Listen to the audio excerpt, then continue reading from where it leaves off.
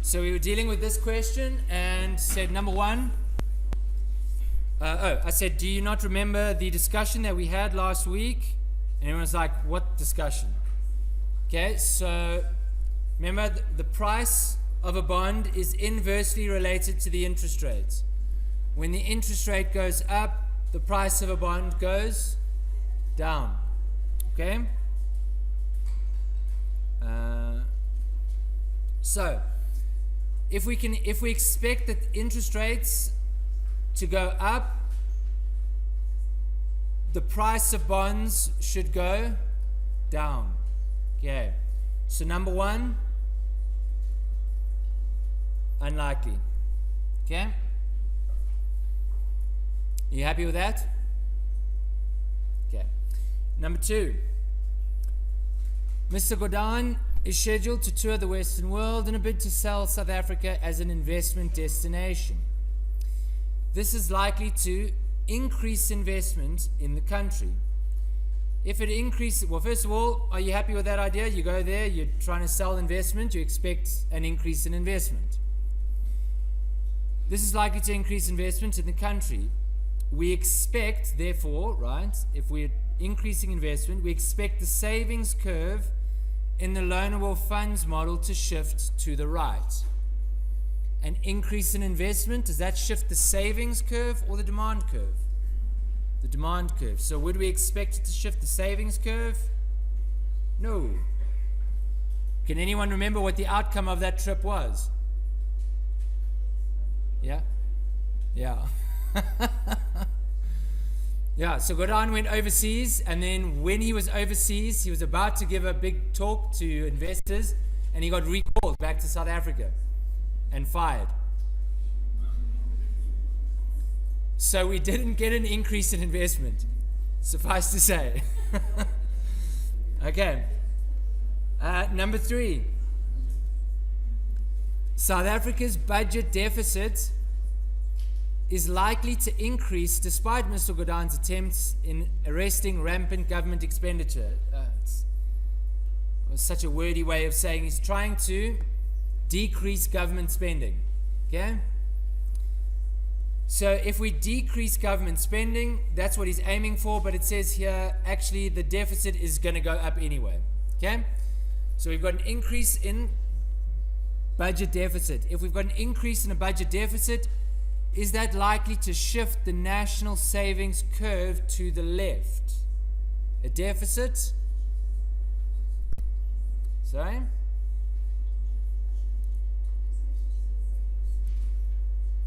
Deficit, as I said, it would shift it to the left if in different textbooks, but in this particular textbook, it's talking about demand to the right, right?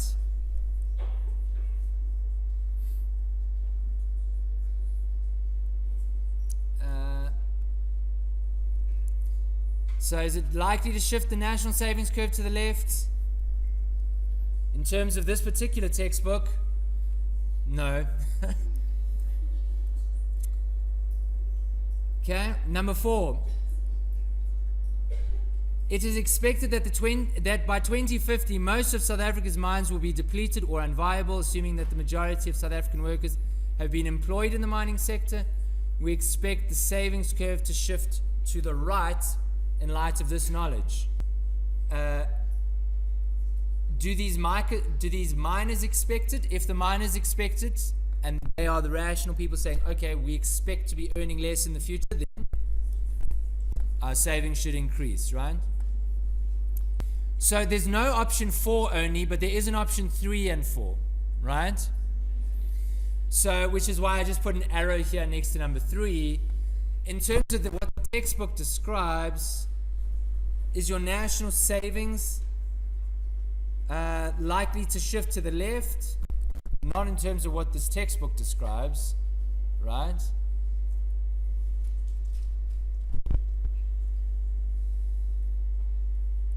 Except if we take it as being the opposite of this, right? Then it would be. So, yes, I would say option 3 is correct, even though the textbook itself might not make that clear, right? Are you guys with me on that one? Okay, any other points that you want to raise at this stage? Any questions that you've got regarding, my goodness, loanable funds markets? Downward sloping supply, upward sloping demand, the way they shift. Are you happy with everything? Okay.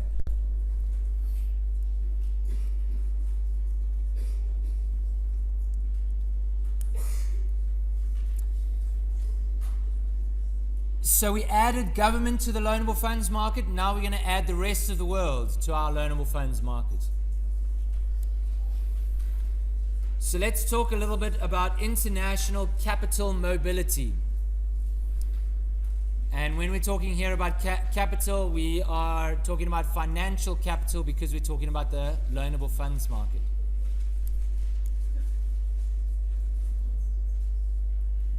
Okay, so financial capital.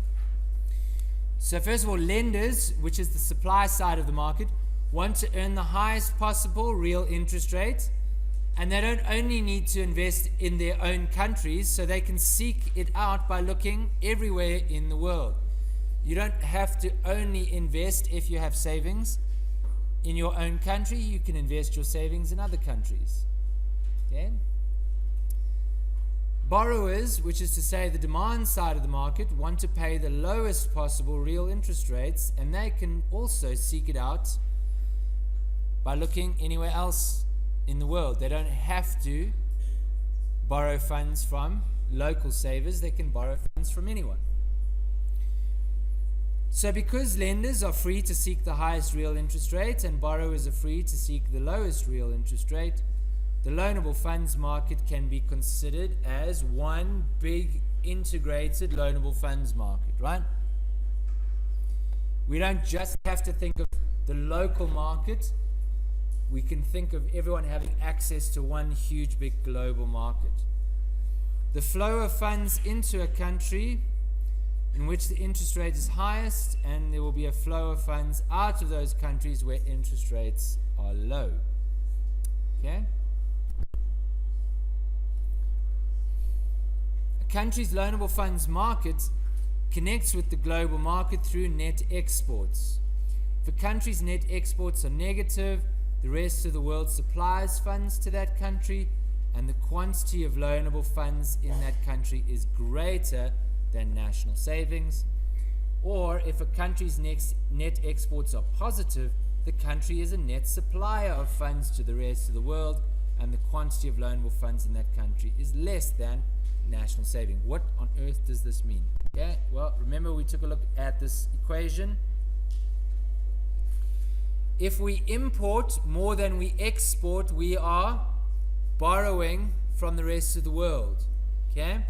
So if I rewrite this equation slightly here, I'm going to say m minus x is equal to I minus s minus t minus g.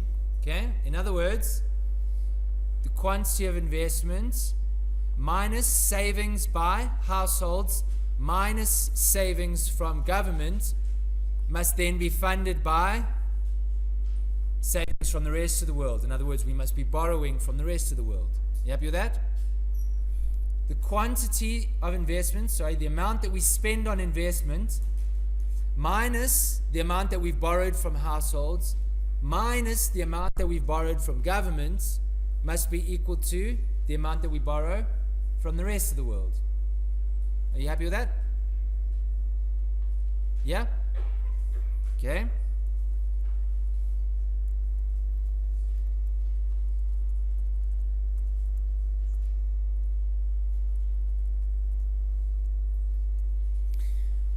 So a country's loanable fund market connects to the global market through net exports. So we've seen that net exports must be funded somehow, that expenditure, okay? If your net exports are negative, in other words, if your imports are greater than your exports, okay, then we've seen from that equation that you are borrowing, right? in which case the rest of the world supplies funds to that country. Yeah, we are borrowing. The rest of the world is supplying us with funds. We are borrowing. The quantity of loanable funds in that country is greater than the national savings. Okay? In other words,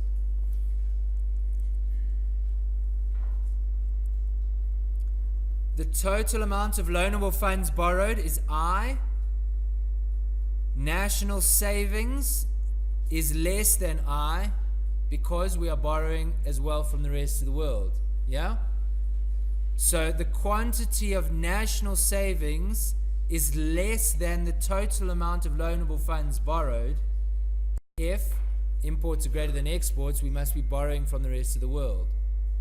Okay? National savings less than investment, and we are borrowing from the rest of the world. Yeah. So that is what this sentence here is saying. Yeah?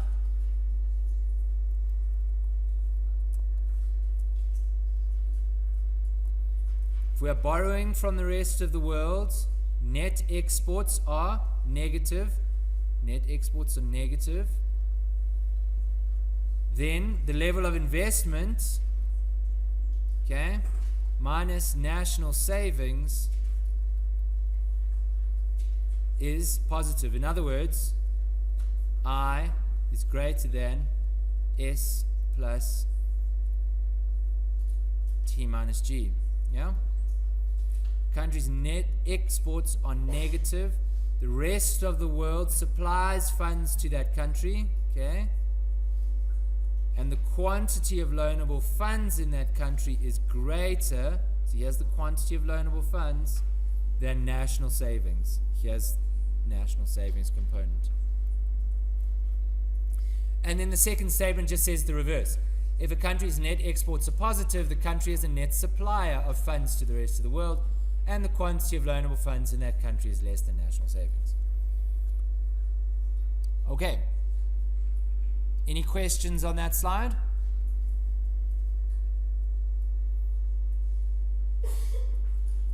So you're all 100% comfortable with that stuff? I doubt it, but okay.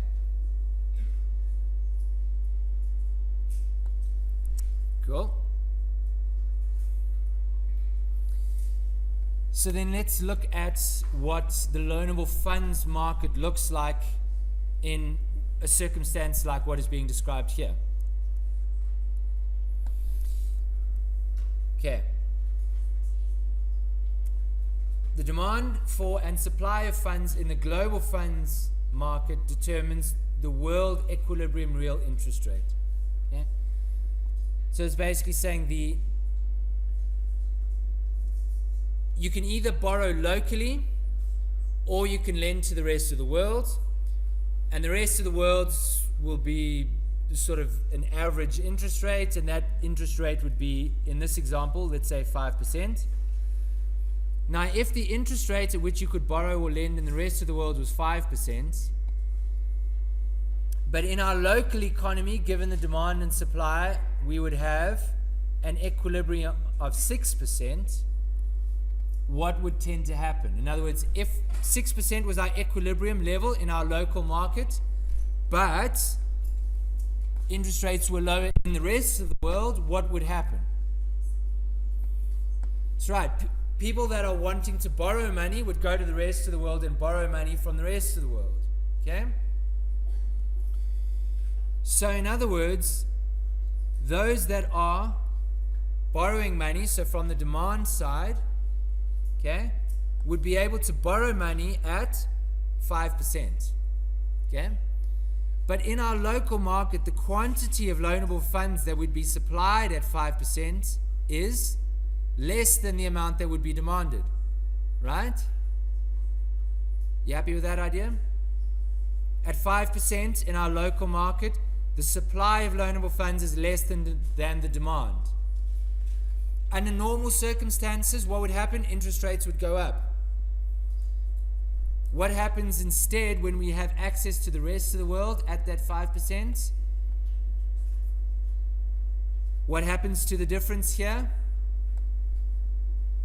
That is loanable funds that are borrowed from the rest of the world. You get it? In other words, this quantity we can borrow locally at 5%.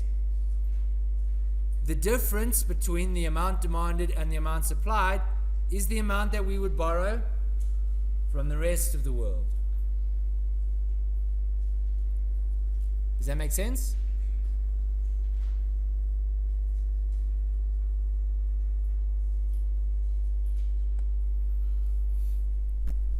So if we were borrowing from the rest of the world, we would be describing the situation here. Okay? So this is number one. Okay? This is number one. This is number one. Okay?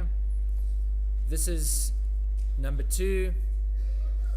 Okay? So this is situation number two that corresponds to situation number two over here. Okay. So if your net exports are negative, the rest of the world supplies funds to your country, right? So here we go. Here's the rest of the world supplying funds to your country because you are borrowing from the rest of the world. You got it? Okay. So obviously net lending would correspond to positive net exports. Okay. And then changes in demand and supply. A change in the demand or supply in the global funds market changes the real interest rate. Okay. So for example, if there was a massive increase in the supply of loanable funds in the global market, and the equilibrium real interest rate fell, what would happen in our local market? Increase in borrowing, decrease in savings, more net foreign borrowing, net foreign borrowing, and with more net foreign borrowing, an increase in negative net exports. Okay? There is something that we've assumed in this whole setup, which is that the exchange rate doesn't change. This all assumes a fixed exchange rate. What we'll see later is that when you adjust the exchange rate, then things can. That's another way in which things can adjust. So, for example, this negative net exports is dependent not only on foreign financial capital markets, but also on exchange rates as well. So not only interest rates, but also exchange rates. But we haven't got there yet. Okay, so that's the end of chapter 24. Exciting stuff.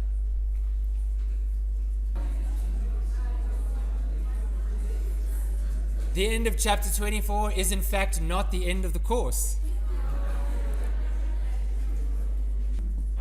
So changing gear once again, we're talking about something totally different. We're going to deal with a new model, a new macroeconomic model. We're going to talk about the money market eventually towards the end of this chapter. But before we get there, we've got a whole bunch of stuff we're going to do first. Our objectives for this chapter.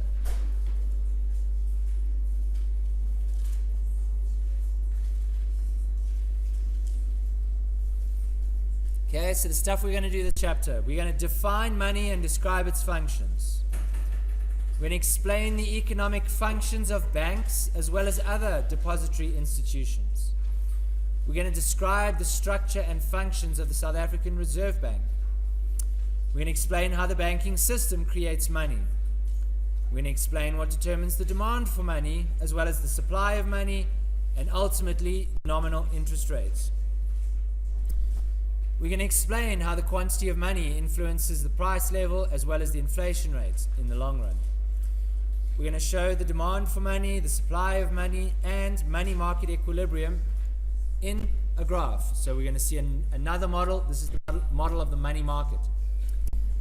We're going to calculate changes in the monetary base by using the money multiplier. We're going to discuss and show graphically the factors that influence the demand for money and use the quantity theory of money to calculate inflation and money growth in the long run. So this is a big chapter, lots of stuff to get through. Start today, we'll do it tomorrow, and we'll still be doing it next week. Okay? Once again, the slides don't look exactly like the slides that you've got. Where I found them confusing or where I found them inadequate, I've just added my own stuff. So we begin, what is money? Which is an annoying question I've found.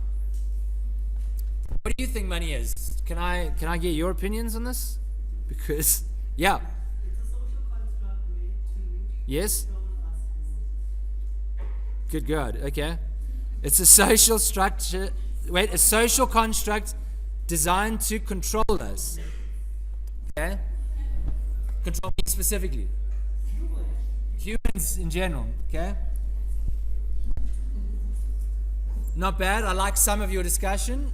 In fact, I like most of what you said, except for the sort of, I don't know, dark undertones. Yeah. Not bad, yeah. Okay, what else? Anyone else? Yeah.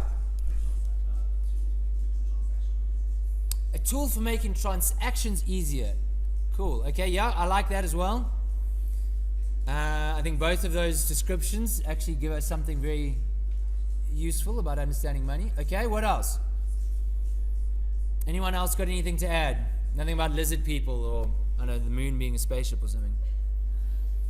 I mean, that's real, that's legit conspiracy theory stuff, man. The moon is a spaceship, and we are controlled by the lizard people. Yeah.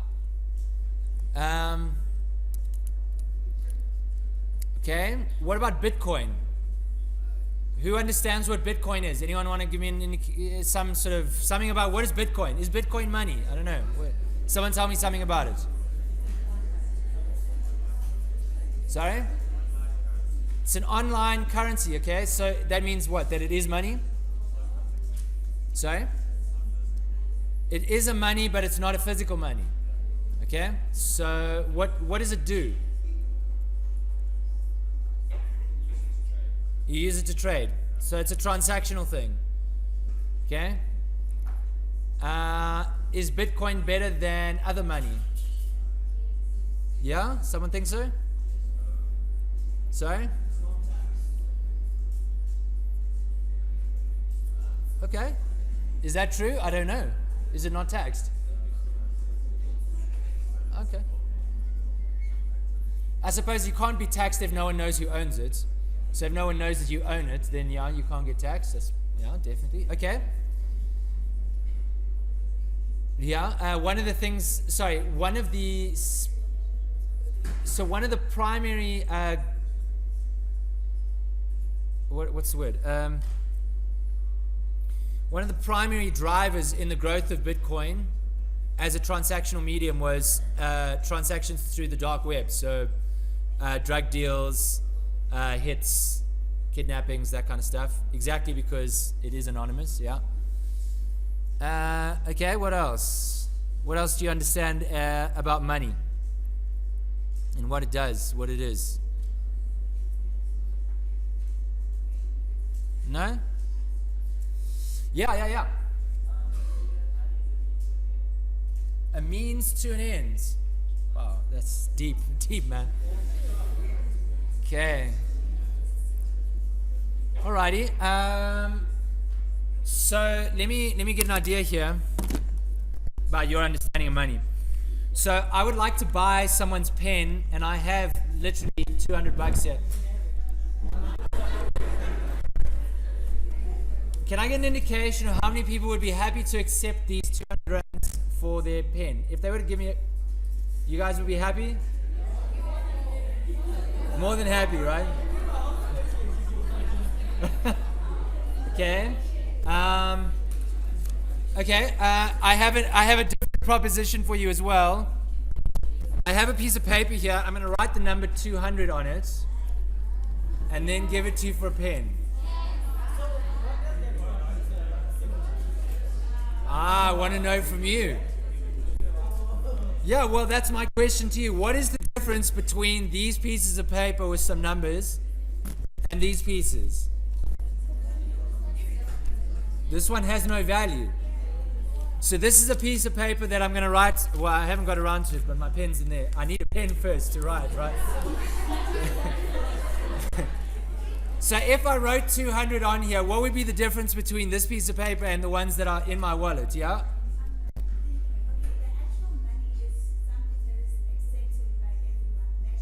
Okay. It gives value to items as well. Okay. I'm interested in your first part. That was very cool. Yeah, it's generally accepted. I guess the problem is if I give you this piece of paper with 200, you can't do anything with it. Is that the problem? Whereas if I gave you these notes, you could do something useful with those notes. Okay. Does the value of those notes give value to other things? That's an interesting philosophical question. Yeah, you had a same sort of story, that the problem is that this is not generally accepted. They are accepted. So there was something correct in what was being said at the front here about the idea that this is a social construct. Something in this makes everyone accept these pieces of paper, whereas you don't want to accept my piece of paper. I mean, I'm a good guy. What's wrong with my paper, right? Cool. Anything else you want to add to this discussion? I guess the point that I'm making maybe here is we're about to delve into something called money, and we take money for granted. You're like, yeah, I have a piece of money in my wallet. I just use it to buy some stuff. Who cares, right? But it's a really complicated thing, man. It's weird stuff, money. It's really weird stuff. And I have an interest in it because that's what I've done my PhD on. So, like, what is money? That's what I... Yeah. Don't invite me over for dinner conversations. It's like, not going to be very exciting. So, we're going to talk about money, and we're going to talk about money as if like, oh yeah, it's money. Everyone knows what money is, and everyone knows what money is. But what is money? I don't know. It's complicated stuff, man. Anyway, the way that we generally, when people say what is money, the way that people generally explain what money is by talking about what it does. So we define money by what it does. Okay? So if I said to you, like, what is a motor car? It would be like you saying, well, a motor car is like a thing that, it goes along a road. You can get into it, and then it drives you, or you drive it, and then right? So that's kind of how we're going to describe what money is, okay? And there are 4 key functions to money. Well, there's 3 that are usually discussed, and then there's a little 4th one, which is not really it's not usually discussed. So the functions of money, the 3 main functions: medium of exchange, which was discussed; unit of account, which was discussed. In other words, it's the thing that we value goods and services with. Sorry, medium of exchange, in other words, it's something that we use in an exchange process. I give you money, you give me goods and services, right? Unfortunately, if I write stuff on paper, you don't give me goods and services in return. Money, you do. Unit of account, and this is an interesting thing. Is there anyone here that's like Chinese, as in like native Chinese, like comes from China, and you come from China? Okay, excellent. So rather than me totally mangling pronunciations and just looking completely ridiculous, you have a currency in China. Also, I say you, in China, there's a currency, right? The name of the currency is, so you'll have to shout it out. Sorry? Yuan. That's the name of the currency. Yuan. Yes? RMB. And RMB stands for renminbi. You don't know that? Okay, you do know that. Okay. What is the difference between yuan, if I'm pronouncing that dreadfully, and renminbi?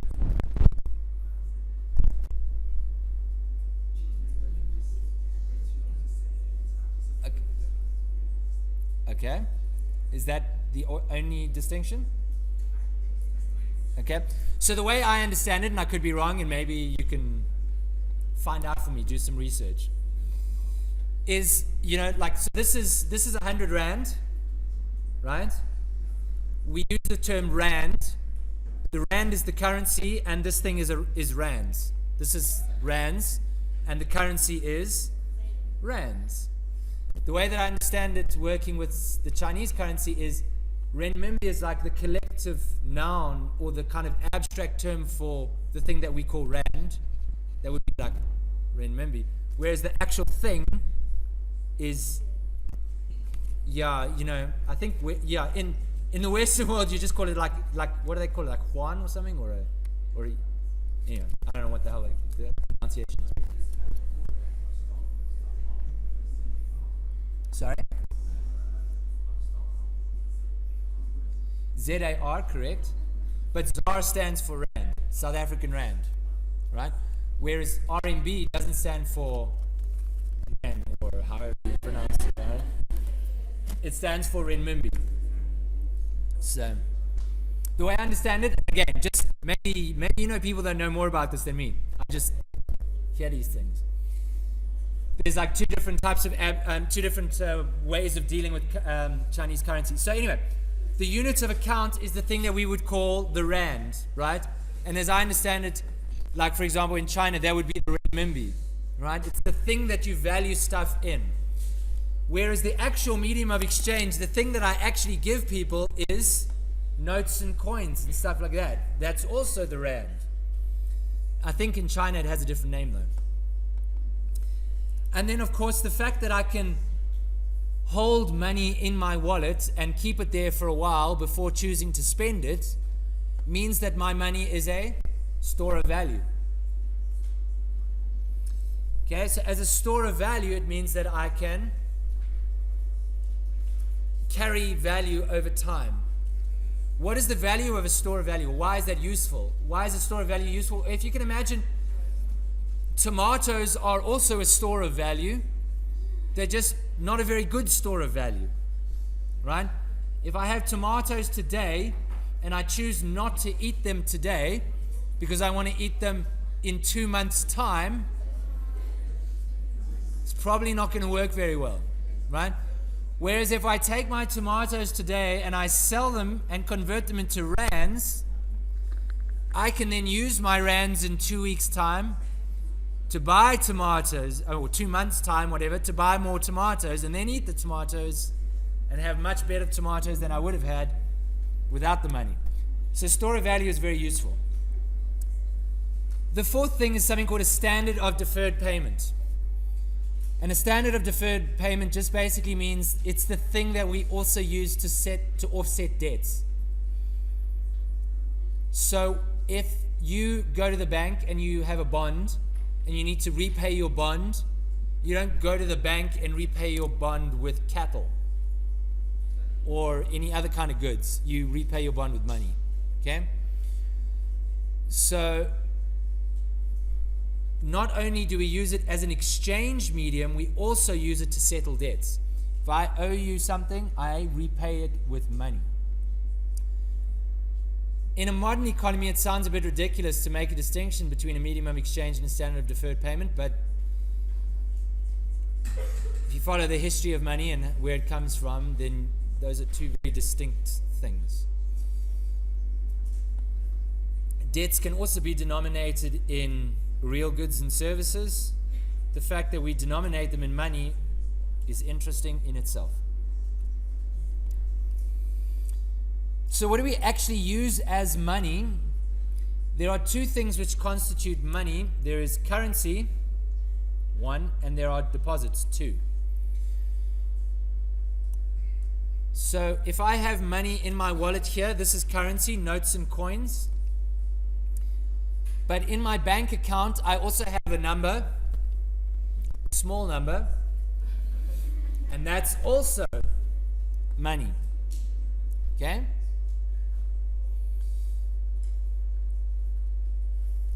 And then the textbook has this discussion, and it's taken me a number of years to figure out exactly what they're trying to get across in this discussion. And I think what the point they're trying to make, I think I now understand. I think I can interpret what they're trying to say now, right? So there's currency deposits, and then they make the point, debit cards, credit cards, and checks are not money. Money is merely transferred from one place to another when you use debit cards or checks or anything else. The debit card itself is not actually money. And you can use your credit card to buy something, but the credit card is not actually the money. Okay? And I think the point that they're trying to make is the following.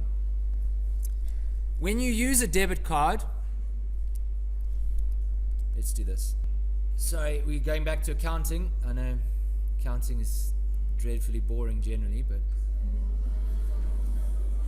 Huh? Did I say something wrong? Wrong crowd. Sorry, yeah. You guys are the accounting party crowd. Yeah. Invite me along, please. Yeah. Okay, so the way that it tends to look in like a bank's balance sheet is a bank will have liabilities, and these are the demand deposits. So if I'm a customer of a bank and I have 100 Rand in the bank, my 100 Rand sits here in something called a demand deposit. It's a liability to the bank. Okay? The bank owes me that money. I can get that money whenever I want. Now the bank will have a matching asset. And we'll talk a lot about what these matching assets are, but for now, let's just imagine that it's cash. Okay? I happen to go to the bank. Oh, that looks dreadful. I happen to go to the bank and I deposited 100 Rand, and the bank is keeping that 100 Rand for me in cash. Okay? So the bank has an asset called cash, and it owes me 100 Rand. When I go and I buy something from a shop with my debit card, for example, when I swipe my debit card, what I'm telling the bank, right, is transfer this demand deposit, which is currently in the name of, this is next demand deposit. Okay, what it's saying is scratch that, transfer it, and put it as demand deposit for, I don't know, whatever, Pick n Pay. Okay? Swap it around, swap those entries around. Okay? So the debit card itself is not actually the money, because remember what we said was money. There's currency as well as deposits. Okay? So this deposit value is included in the money supply. So there's 100 Rand in money supply. And all it's done is it's changed from being Nick's 100 Rand to being Pick n Pay's 100 Rand. Okay? If I use a credit card to transact, it gets a little bit more complicated. What happens is the bank says, okay, Nick, we will give you a loan for 100 Rand. This is a credit card, so a loan to Nick. And we will pay Pick n Pay, so we will make a deposit, demand deposit entry in the name of Pick n Pay for 100 Rand. To me, the credit card I sit here, this is where I am. So my credit card was never actually money to me, right? It was a loan. It does become money because it becomes money for Pick n Pay. But for me, it's not actually money. Does that make sense? I don't actually have any money when I use a credit card. What I can do when I use a credit card is I go to the bank essentially and say, please give me a loan for a small amount of money, and then pay that money to Pick n Pay. What happens when I settle my credit card debt is if I had a positive demand deposit, it cancels that demand deposit and then sets it off against that loan amount, and then my credit card debt is cleared.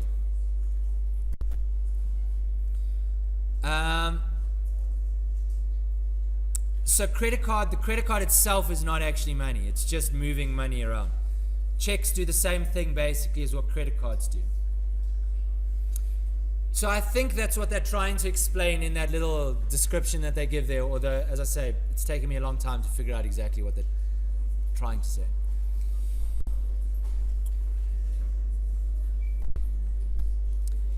And this will be the last slide that we do. There are 3 measures of money when we look at official money supply measures.